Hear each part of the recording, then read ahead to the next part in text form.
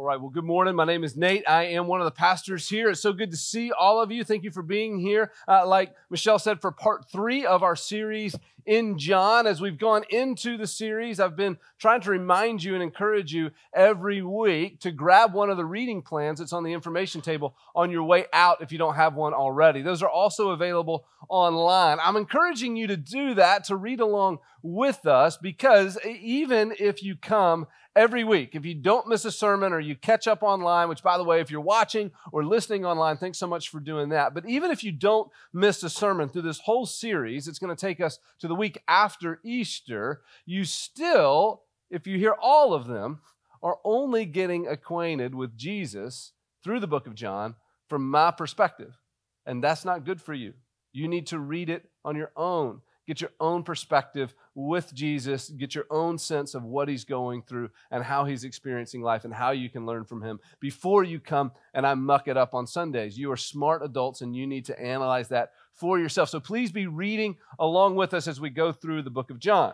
This morning, we arrive at one of my favorite characters or figures in the Bible, a guy named John the Baptist, which, just for the record, so nobody has to feel silly, John the disciple John wrote the book of John. John the Baptist is a different John. And in the book of John, we get more information about John the Baptist than any of the other 3 Gospels, okay? So,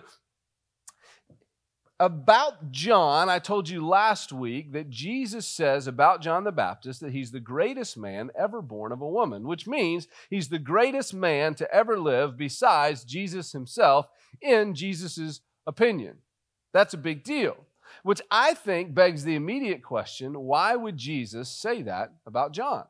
What was it about John the Baptist that made him the greatest man to ever live? It's a question that I posed to you last week and invited you to go ahead and begin thinking about. I don't know if you spent any time thinking about it. I'm sure all the margins of your week were devoted to this singular question and you thought about nothing else. So thanks for being a good church partner and coming back ready. So I've got an answer that I want to propose to you this morning, and I will admit, this is my answer. It's my best guess on why Jesus thought John the Baptist was the greatest man to ever live. It's very likely a layered answer. It's entirely possible I could get to heaven one day and Jesus would go, Nate, why have you been teaching John the Baptist that way your whole life, man? Like you messed it up. But I hope not, and I think that we're on the right track with what we're going to look at today.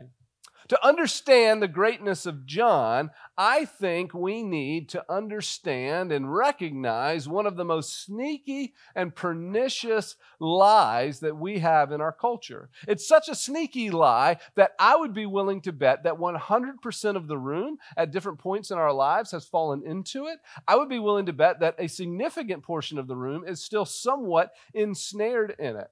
We see this lie. I can see it in my life. I can see exactly how it happened. I got a degree in pastoral ministries, and then I got married and was going to go to seminary, and then God kind of redirected my life and said, I want you to teach for a little while. So we were living in Columbia, South Carolina for the first year of our marriage, and then it became clear that I probably shouldn't be a pastor. The going thought was maybe I wasn't kind enough to be a pastor, which I'm so grateful that's changed.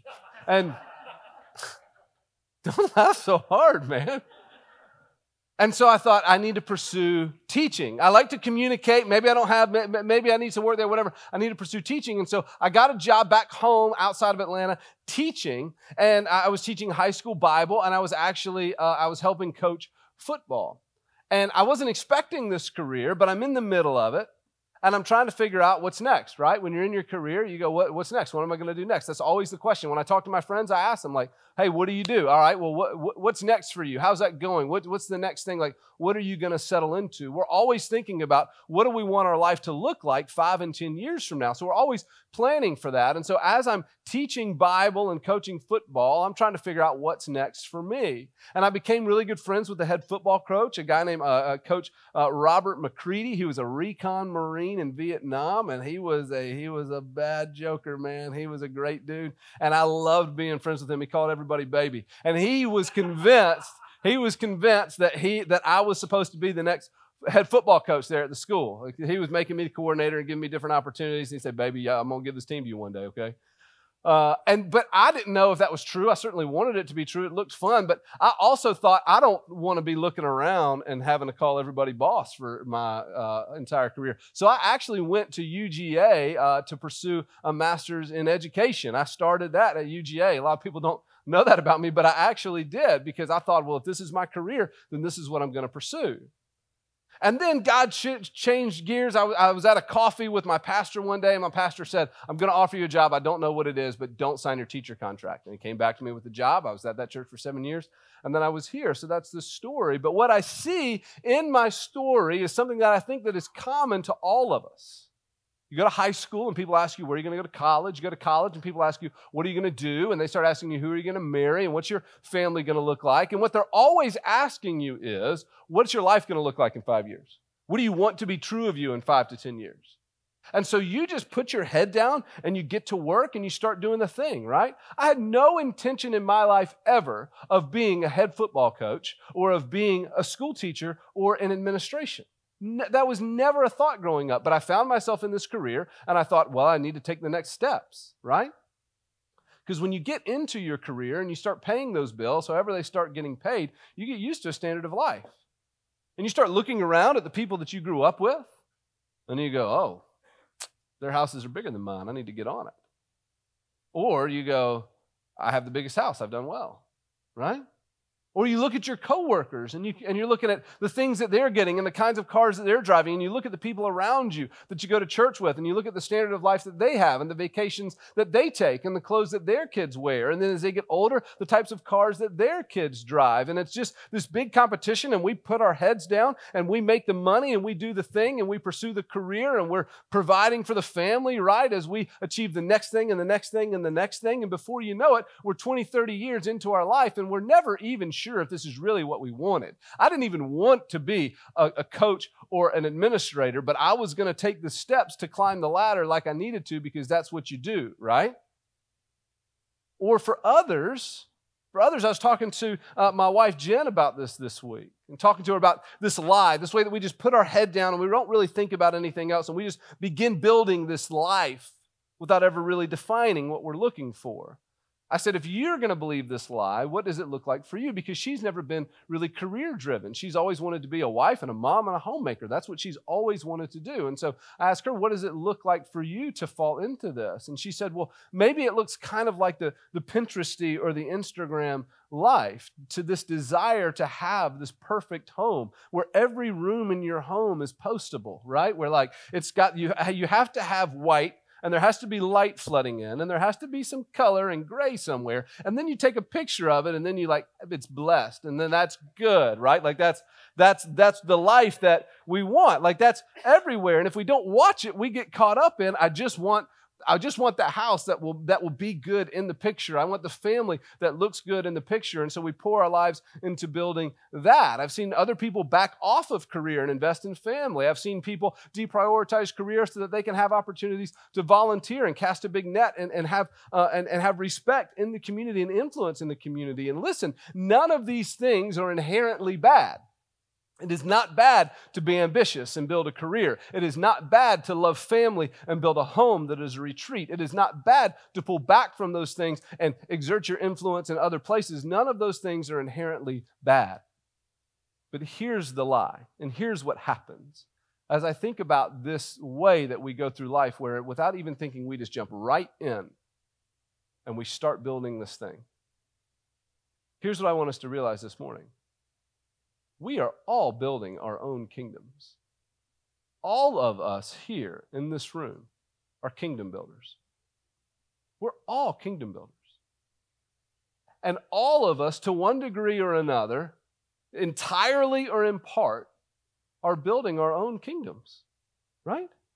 We are kings and queens of our little quarter-acre lot, of our very own fiefdom. And this is the thing. It's that old phrase, right? Get all you can on you get, and sit on your can. That's what we do. That's what we're trying. We just build up as much as we can, and then we protect it from everybody else, and it's our kingdom. And now the family that I projected out 10 years from now, I have it, and it's perfect, and it's what I wanted. The career that I projected out, I have it, and it's what I wanted. And so we go through life, we work as hard as we can, we wake up in the morning thinking about it, and we build our kingdom, because all of us are kingdom builders. And this, when you think about it, is really the American dream. The American dream says everybody gets a kingdom. Everybody gets a kingdom. When this phrase was coined in the early 1900s or thereabouts, this idea of the American dream, there were places where you could grow up across the world and you never had a hope of building your own kingdom. You only ever had the option to build someone else's kingdom. But if you could get to America, the land of opportunity, now you can build your own kingdom. And so what we've done with our culture is we've produced generation after generation of kingdom builders. And we're all building our own kingdom, and we very rarely stop to think about whose kingdom we're building and why we're building it. And this, I think, is what helps us understand the greatness of John. Because John was a kingdom builder too. John the Baptist built a really respectable, successful kingdom. To understand John's kingdom, we should really understand a little bit more about the Jewish educational system. I'm going to try to not bore you with this. This stuff is fascinating to me. Hopefully it's interesting to you. If you were a little kid born at the time of Christ, then you would start elementary school at about 5 years old. And from 5 to 10, everybody went to elementary school. And you studied the first 5 books of the Bible, the Torah, Genesis, Exodus, Leviticus, Numbers, and Deuteronomy. And during those 5 years, your goal was to memorize the first 5 books of the Bible by the age of 10. I'm not making that up. That's Jewish tradition tells us that that's what they did.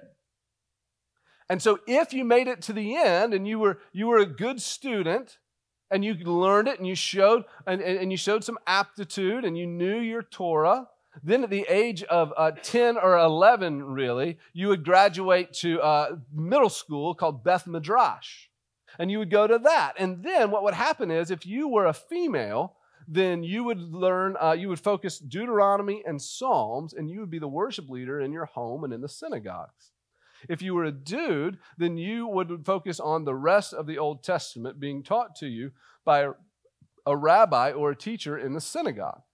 If at any point in this process you weren't keeping up with your studies, you weren't doing very well, you kind of flushed out or you couldn't memorize or it was just hard for you or whatever it was, then they would say, that's great, that's no problem. Go home and learn a trade and be godly doing that. But if you can stick with it, stick with it. Then at the age of 13, you would take a break. And you would go home and you would continue your studies privately while you learn the family trade, right? This is why we say that Jesus was a carpenter, because his dad was a carpenter and you learned his family trade. Except for that carpenter thing is sneaky because the Greek word there is tekton, which could mean carpenter and it could also mean stonemason. And since Nazareth is surrounded by 3 stone quarries and no trees, it's very likely that Jesus was a mason and not a carpenter. So some of you need a new bumper sticker. But you would go home and you would learn the family trade, right? You would learn to do what your dad did, and then you would continue in your studies. And then around the age of 15, if you really thought you had potential, if you really thought you had what it took, then you would go and you would find a rabbi. A rabbi is just a Jewish word for teacher. You would go and you would find a rabbi, and you would go to him and you would say, "Can I follow you? Can I follow you?" And what you're saying when you're asking the rabbi, "Can I follow you?" what you're saying is, "Can I be who you are?" The rabbi was somebody who had what we would call a successful ministry, whether that's a church or a speaking ministry or whatever you want to parallel it to. Now, a rabbi had a successful ministry and was respected as what we would think of as a Christian leader or a religious leader in the community. And so you're going to him and you're going, "Can I become who you are? Do you think I have what it takes? Can I follow you?" And the rabbis would have different answers for this. Sometimes they would say, "Well, tell you what, follow me for a couple of weeks, and we'll see how it goes, and then we'll talk about it." Others would quiz them. I heard I've heard as an example, somebody would go, "Okay, Amos quotes the book of Deuteronomy 7 times. What are the quotes and what do they mean?" And you'd have to know your stuff, right?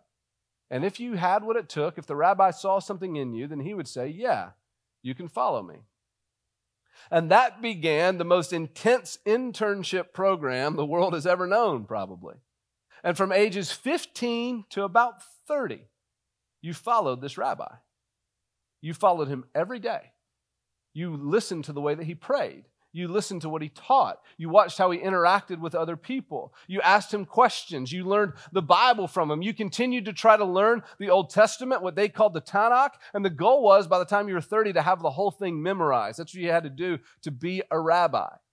And so they were learning from this person day in and day out, learning ministry and learning how to love on other people. It was an intense internship program. And then towards the end of this if at any point in that program you just weren't keeping up with everybody else, because rabbis would have like 8 to 12 disciples, give or take. If at any point you weren't keeping up with the other disciples, they would come to you and they would go, okay, listen, you're a godly young man and I love you, but you're not able to do this anymore. Go be a godly fisherman. Go be a godly carpenter. Go be a godly mason. And you would go and you would do that. But if you were able to hang with it and continue to show aptitude and propensity, then by the age of 30, what happened is the community around them began to call them rabbi.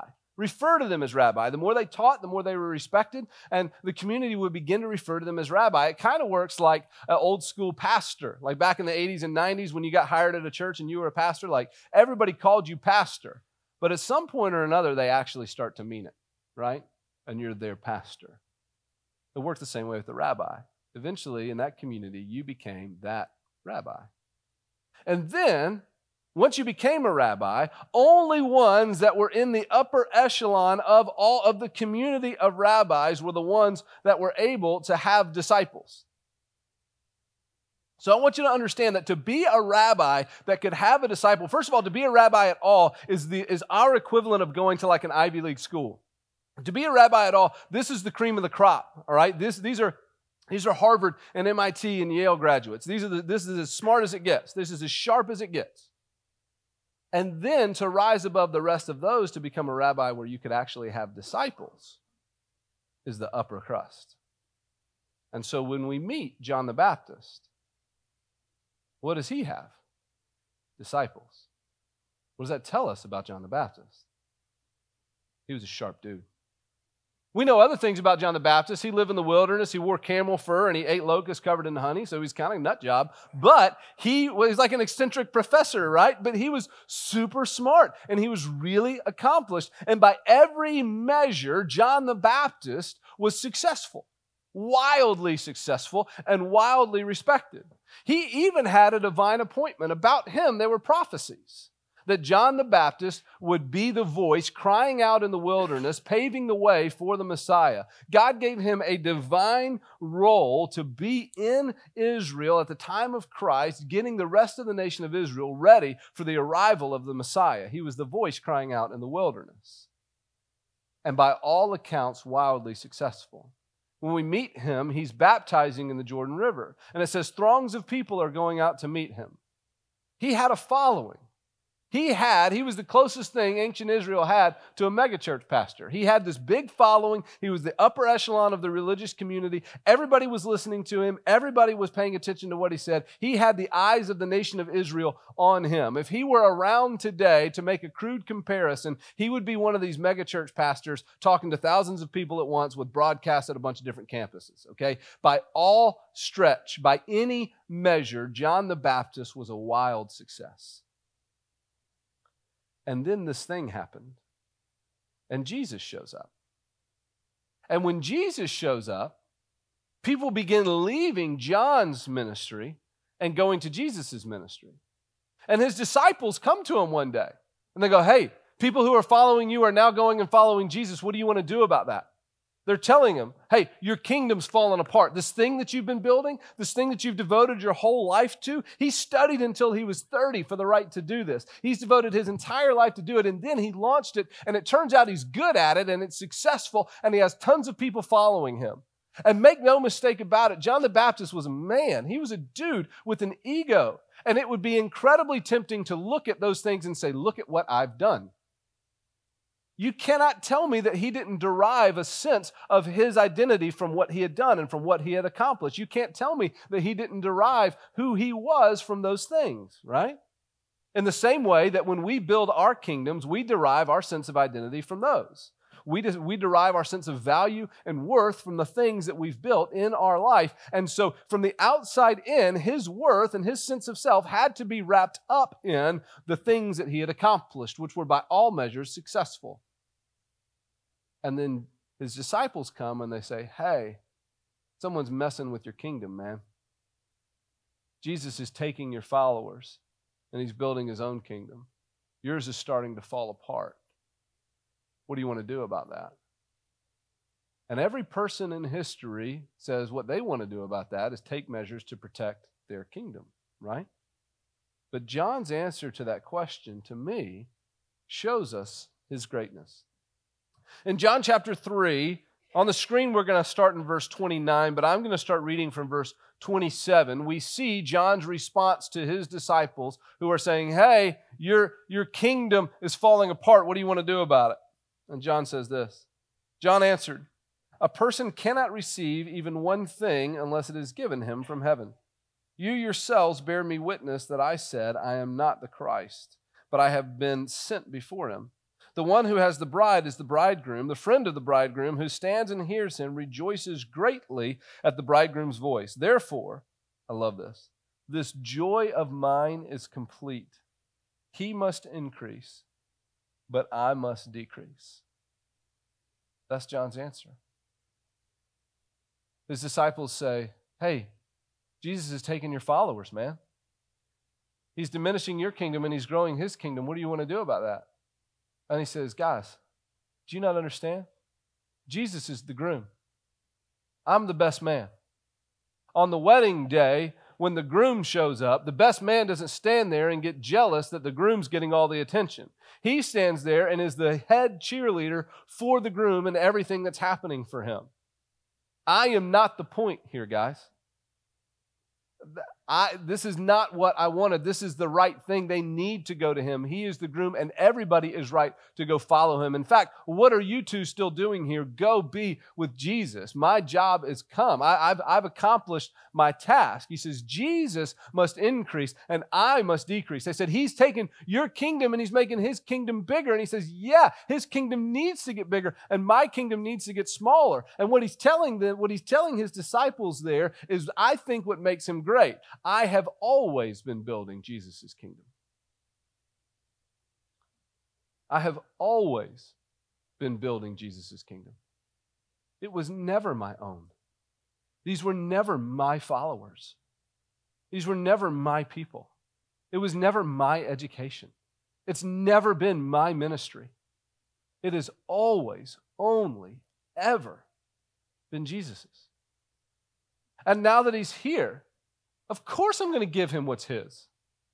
I've been rallying these people for him. The whole point is for him to increase and me to decrease. The point is not for me to keep getting bigger. The point is not for me to continue to grow my kingdom. The whole point of this whole exercise has been to build his kingdom. Every verse he ever memorized, every person he ever spoke to, everybody he ever loved on, everyone he was ever patient with, every evening he spent in prayer, every morning he got early, those were all to build Jesus' kingdom, not his own kingdom. And I think John in history uniquely understood what it was to be a kingdom builder who was all about the business of building the kingdom of Jesus and not his own. And that's what made him great. And so that brings us to an obvious question for you. Whose kingdom are you building? You building God's kingdom? You building your own kingdom? Whose kingdom are you building? And I know that's a hard question. I know that's a tough question. It feels like an unfair question. Because the answer is, of course, we're all building our own kingdoms in some way.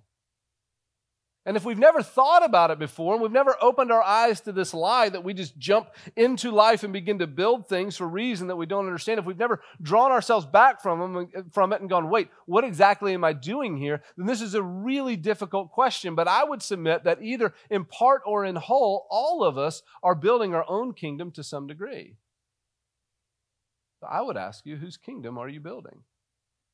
Even as I ask this question of myself, just to be completely transparent with you and not be the pastor that's just making people feel bad. If you were to ask me, why are you working hard to build grace? Is the answer because I love you and I love the people that you bring here and I care for the souls that are represented in this room every Sunday morning, and I love God and I want desperately for those souls to be knit with God so that everybody who walks in here can experience the peace that it is to walk with God and see families strengthened and kids grow up in those families and go out and be kingdom builders? Is that what motivates me? Yeah, absolutely, that's what motivates me. But is there a chance that why I work so hard to build this kingdom is because I want to get to the age of 45 or 50 and go, look what I did? Yeah. Of course there is. Of course there is. And I'll be honest with you. I don't know how to suss out those motives. I don't know how to stand up here with a pure heart and be like, I'm doing all of this for God and none of this for Nate. I pray against it every day. The problem is I have an enormous ego, so I have to really pray hard. Your motives are mixed too. But I would ask you to press into that question. You've accomplished, this is a successful room. Successful folks in this room. Smart people in this church. The things that you have accomplished, who have you accomplished them for? From this point on, as you continue to build, who are you building for? And so as we confront that question, we have to ask, what does it look like to build God's kingdom? What would it look like for me at 20 or at 30 or at 50 or 60 or 70 to make the decision now, more than ever, I'm going to try to build God's kingdom? What does it look like to build God's kingdom? And just so we know, as we answer the question, whose kingdom are you building? Are you building God's or are you building your own? Jesus tells us in Matthew, don't store up for yourselves treasures in heaven where moth and rust destroy and thieves break in and steal, but store up for yourself treasures in heaven, where moth and rust do not destroy and thieves do not break in and steal. Don't invest your life in temporary things that are going away. Stephen, the worship before I ever got up here, was talking about the temporary nature of this life and that what lasts for eternity are the souls of others, is the kingdom of God. And so do we want to invest our life in the things that matter for eternity or the things that only matter right now, and even then, not really? And let's be reminded that there's only one kingdom. There's only one kingdom that brings us a peace that passes understanding. There's only one kingdom that enables us to walk in joy. There's only one kingdom that says to death, where is your sting? There's only one kingdom that takes the tragedy out of funerals. There's only one kingdom that gives us a hope for eternity. There's only one kingdom worth dying for. Which one do you want to build, yours or his? If we want to build his, what does that look like? Well, when John was building it, to me, it looked like holding things with an open hand. We're going to work hard. We're going to build things. We're going to build with our life. But the things we build, we hold with an open hand. And we say, these things were never mine. When Jesus comes to John, and he starts taking followers from John. He says, I need these people now. They're going to be a part of my kingdom. Did John hold on to them and resent it? Or did he go, yeah, they were yours all along. They were never mine. He held them with an open hand. And so to build God's kingdom doesn't look like stopping our ambition. We be as ambitious and as smart and as hungry as we possibly can. But as we build those things, the things that we accrue, we hold with an open hand. And when Jesus says, I need that, we say, that was yours to begin with. It can look like the switch that happened in my dad's heart. And I'm going to brag about my dad now. He'll listen to this online and feel good, but and make him look really good. But I could also do plenty of sermons that would make him feel bad. So let's just be honest about that. But when he graduated college, he went and he got a job as a CPA. And he was a really driven guy, and his goal before he was 30 was to be a millionaire, which is a bigger deal in the late 70s than it is now. But he said, I want to be a millionaire. And that's what drove him, right? But somewhere in his 30s, God got a hold of his heart, and his thinking changed.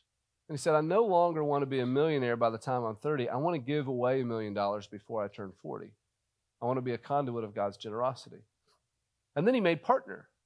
And there's been some other iterations, but he owns his own firm now, and that firm is a conduit to God's generosity. They do for free the finances for several nonprofits. Dad's probably going to be mad at me for saying this, but they have a couple pastors on their payroll that he's simply supporting because he doesn't want them to not have options later in life. He sat on the boards for some missions boards and launched missions organizations and helps people all over the world with what they're doing. He is a conduit. His company is a conduit of God's generosity, because something switched in him and he realized this isn't for me, this is for God. So here's my company. I'm going to work as hard as I can at it. Take what you need. He's open-handed with it. To be open-handed as a church. I think about this. And I made him uncomfortable the first service. I'll do it 2 times in a row. Kyle, I've known Kyle, our student pastor, for a couple of years now, 3-4 years. I think he has the integrity and the gifts and the ability and the hunger and the unique makeup to do big things in God's kingdom. I think he's going to have great opportunities in his career. It wouldn't shock me at all to see Kyle become a senior pastor one day and go on to bigger and better from this. Not one little bit. And so while he's here, we're going to pour into him all we can. We're going to build him up and develop him. And I'm going to teach him everything I know, which is not much. It should take about the next 6 months. And we're going to do everything we can to get him ready for whatever the next opportunity is, understanding that it might not be in this place, and understanding that at some point or another, there's a very good chance that Jesus is going to go, I'm ready, I need him now over here. And we as a church are going to go, that's great, he was never ours. Even though he's going to leave a big void here whenever this happens, we don't care because he's not ours, and we want to see God's kingdom built wherever he goes. This is how we hold the people in our life as well. This is how we hold our time. I see people at the church. Y'all, we have one lady at the church who was she's been an elder for basically a vast majority of the existence of the church. She keeps up with the website. She's here early every Sunday morning. She works for a nonprofit in her free time. If I email her at 11 o'clock at night, I will have an answer by 6 in the morning. She is on top of it. She does so much stuff for behind the scenes at this church that she has, with her time and with her energy and with her talent, said, here's an open hand. I want to build your kingdom. It can look like it at any place and at any time. So my question to you this morning is, whose kingdom are you building? Whose kingdom do you want to build? And what would it look like for you in your life to be wholly dedicated to building God's kingdom?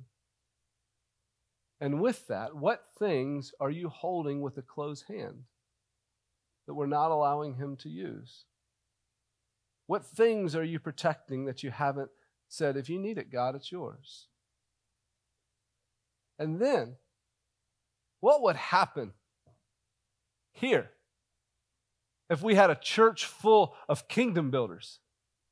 If everybody here quit being so concerned and just like anybody else with their fiefdom and their kingdom and their quarter-acre lot, if we quit being concerned with our kingdom and started getting concerned with God's kingdom, what kind of things would God do here with our collective efforts to build his kingdom in this place? We're about to sing a song about building a kingdom, and there's a line in there that says, let the darkness fear. Let the enemy fear what will happen here if we determine within ourselves that we are going to be builders of God's kingdom and not our own. And look what can happen if a whole church will say yes to that. That's what I want Grace to be. Let's pray. Father, you're so good to us. We acknowledge that you've gifted us in so many ways, God. Some of us are smart. Some of us are charming. Some of us are friendly. Some of us are hospitable. Some of us are funny. Some of us are servants, God. Each of us brings a different set of gifts to the table. And God, we acknowledge that they are your gifts and they are given to build your kingdom. And I pray that we would use those things that you've given us, not to build our own kingdom, God, but to build yours. Help us be more like your servant, John the Baptist. Help us to embrace what it means to decrease while you increase. God, give us the courage to be kingdom builders. Help us to identify, give us the discernment to see the things in our life that we hold too tightly, and give us the courage to let go of those things. Let us, Father, live our lives for you, for eternity and for your kingdom.